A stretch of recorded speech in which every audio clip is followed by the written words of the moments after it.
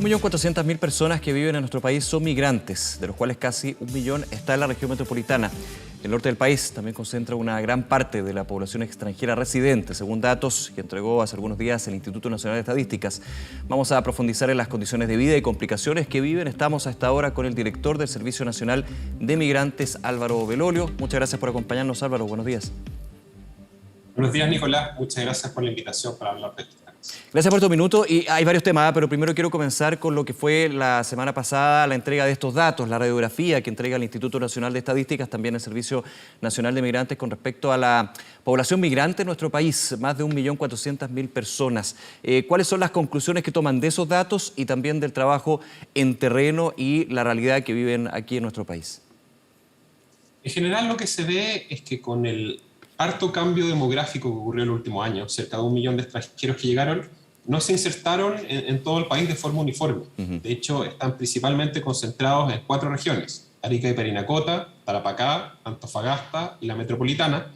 Todas ellas superan el 10% de su población, que son extranjeros, sí, y un crecimiento importante en Valparaíso, en O'Higgins, en Maule.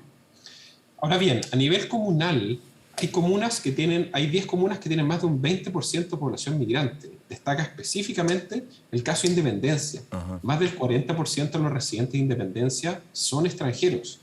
Por lo tanto, la perspectiva de los programas en materia de inclusión e integración son fundamentales, porque de otra manera, preocuparse solo de la entrada y salida no es suficiente. Hay que también hacerse cargo de cómo se relacionan con los nacionales, en qué condiciones viven, especialmente en materia de vivienda, que es una de las principales causas de conflicto con los nacionales, y el abuso laboral que se ha dado, sí, porque algunos de ellos se demoraron en conseguir la documentación. Quiero tomar ese punto, creo que es súper relevante en esto que estamos conversando y hemos conversado tantas veces. Al tener la radiografía, la ubicación finalmente de los migrantes que viven en nuestro país, ahí entramos ya a otros detalles, pero al tener claro dónde viven, si de 1.400.000 personas aproximadamente 1 millón está en la región metropolitana y en 2 comunas de la región, uno puede ir enfocando el trabajo para entregarles una vida digna y condiciones dentro del territorio, ¿no? A eso apunta el tener identificado dónde están viviendo y también considerando algo. Muchas veces vamos a estar hablando también de la puerta norte del país. Son comunas de paso para llegar justamente a la región metropolitana o la zona centro, sur y sur del país. Sí, ahí hay 2 puntos súper importantes. Uno, lo que tú dices es cierto, hay una centralización de la migración. O sea, los migrantes cuando piden la primera visa, la pueden pedir en regiones, pero cuando piden la definitiva, que es el paso siguiente, la piden en la región metropolitana. Entonces hay que también tratar de entender qué proyecto de vida se está ofreciendo en regiones, los cuales finalmente terminan centralizando. No es solo un tema migratorio, hay muchos temas más, pero ahí, dado que los migrantes tienen una capacidad de resiliencia y flexibilidad bastante mayor al nacional, yo creo que hay una oportunidad que no se está aprovechando del trabajo territorial que se hace desde las regiones. En ese sentido, el nuevo rol de los gobernadores electos es muy relevante. De hecho, nosotros tuvimos una reunión en su minuto con el gobernador Orrego. Tienes 900.000 migrantes viviendo en Chile, en la región metropolitana. Por lo tanto, la capacidad de generar planes regionales y de coordinarse para ver temas de fiscalización laboral, temas de vivienda, temas de déficit habitacional que existe. Y la nueva ley, por ejemplo, crea una nueva capacidad de hacer fiscalización y de multar al arriendo o subarriendo abusivo. Sí. Y hay que ver cómo todas esas cosas se ponen en práctica. La idea de generar el dato, que va a estar el 3er año de forma consecutiva que lo hacemos, y vamos a seguir haciéndolo siempre que sea necesario, es justamente aportar a los servicios, a los ministerios sociales, a las municipalidades, a los gobiernos regionales, para que puedan hacerse cargo de esta realidad que presenta desafíos, pero también oportunidades.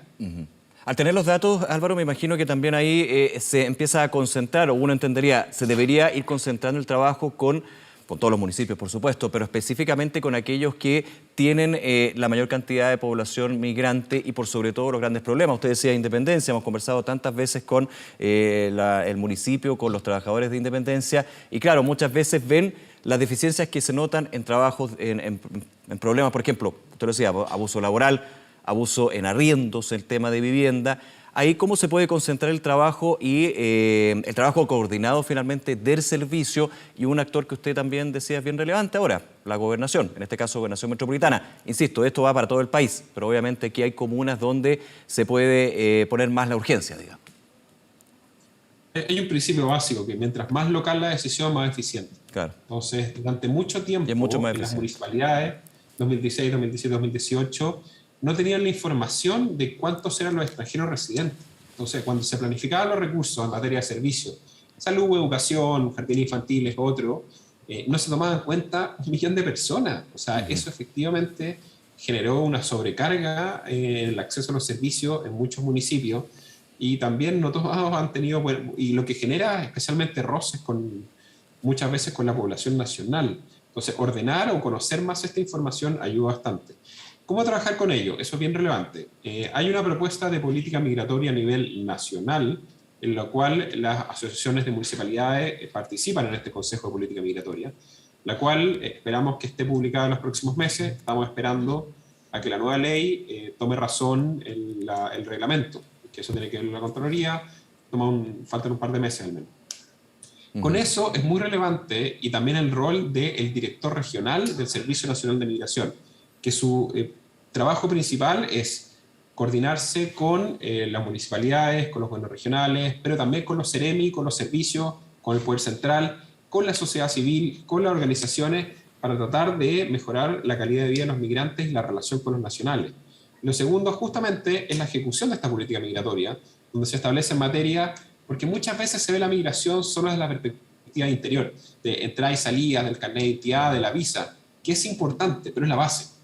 ¿Y qué pasa en la perspectiva del tema laboral, el tema de productividad, mujer y equidad de género, cultura, vivienda? Ahí hay un trabajo, y por ejemplo, yo creo que uno de los desafíos más importantes va a ser cómo se va a implementar este sistema o esta nueva capacidad que se le da a los municipios para que fiscalicen y multen en casos de arriendo o subarriendo abusivo. Sí.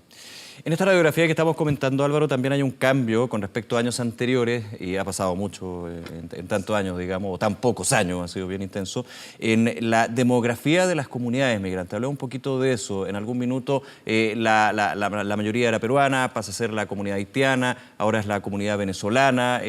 ¿Cómo se ha ido comportando también ese punto, que es bien relevante? Porque finalmente la población migrante no hay que verla desde un punto de vista general, también hay que entenderla en su cultura, en su idiosincrasia y por sobre todo en sus necesidades.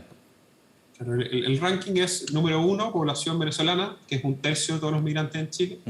Número 2, Perú, que es una comunidad bastante establecida. O sea, son los que más pueden votar y otros. Número 3 viene Haití y número 4 viene Colombia. Y lo curioso es que del top 4, 3 son países no fronterizos. Por lo tanto, hay que entender que hoy en día los flujos son mucho más globales de lo que eran hace 10, 20 años atrás. Y cada uno tiene ciertas características. Por ejemplo, el norte tiene alta presencia en lo que es Perú y Bolivia, más desde la región de Antofagasta, un poquito más al sur. Ahí empiezan los ciudadanos colombianos. El centro, centro-sur es con mucha fuerza, principalmente ciudadanos venezolanos y ciudadanos haitianos. Y ya más al sur, por ejemplo, nuevamente aparece una presencia importante de ciudadanos argentinos. Entonces, entendiendo que las comunidades no se distribuyen a nivel nacional, urge tratar de definir necesidades o entender las necesidades concretas en cada una de las regiones. Porque la necesidad del ciudadano peruano en Arica no es la misma que en la metropolitana, del venezolano que está en O'Higgins tampoco es la misma del que está en los ríos, los lagos.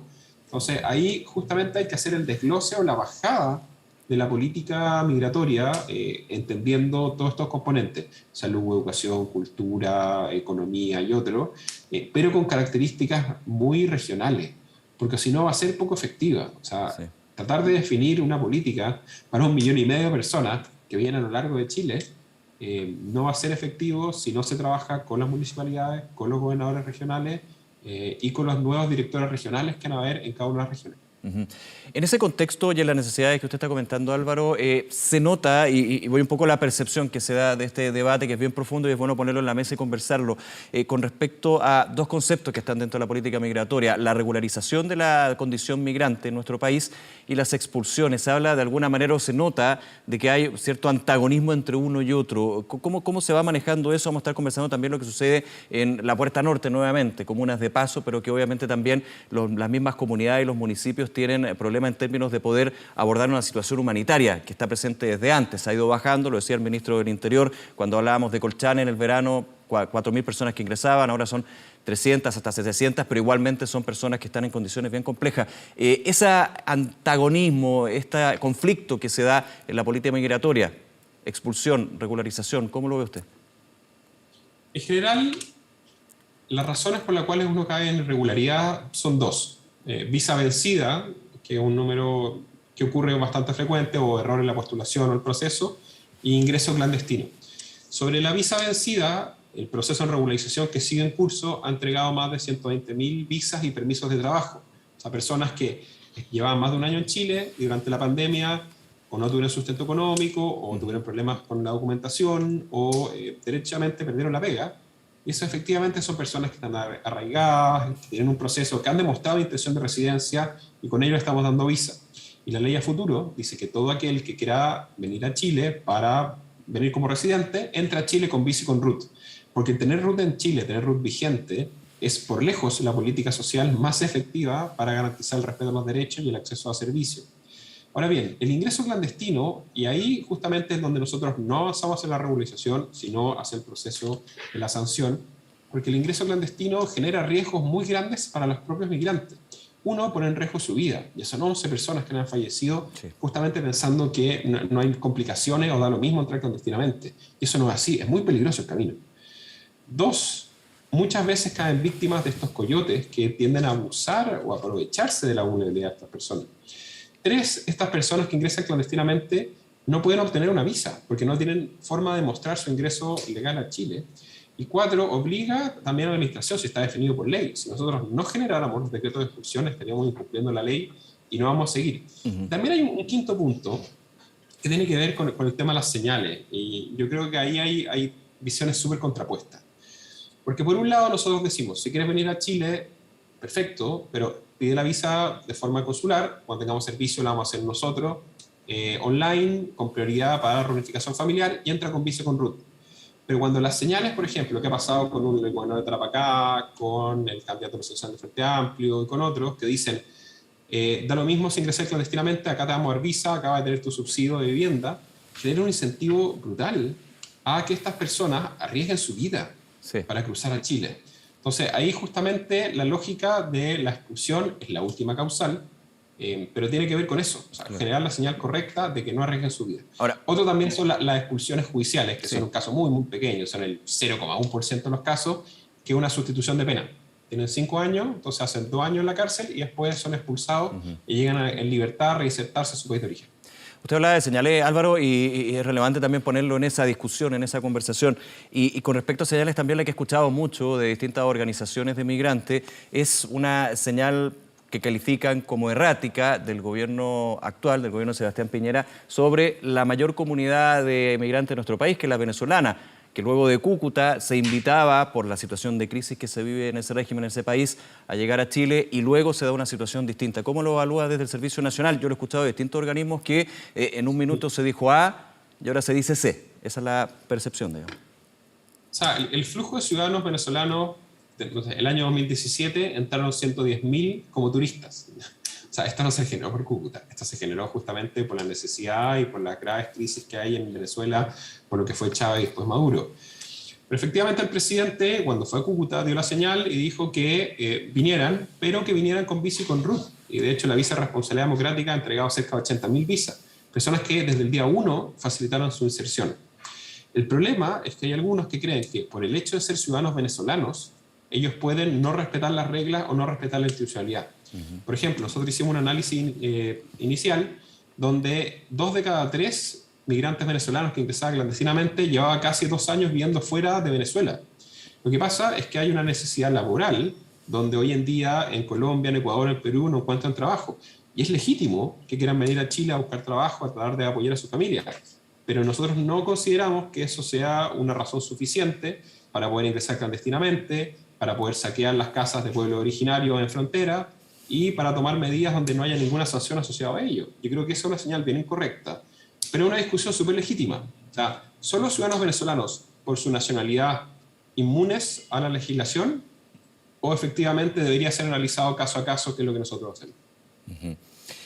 En ese punto también está la última experiencia con respecto a la comunidad venezolana de Colombia, usted me corrige si me equivoco, Colombia, Brasil, donde se ha hablado de una regularización excepcional de aquellos quienes han llegado a ese territorio. ¿Se ha evaluado también esa posibilidad o por qué sí, por qué no y cómo ve usted esa medida que tomaron los gobiernos? O sea, nosotros llevamos 2. la del 2018, que entregó 200.000 visas, y la actual, que vamos sobre los 120.000. Lo que sí, y ahí nosotros hemos sido muy claros, nosotros vamos a ayudar a ponerse a pie a aquellos que entraron a Chile entregando sus datos, entregando la información en el control fronterizo.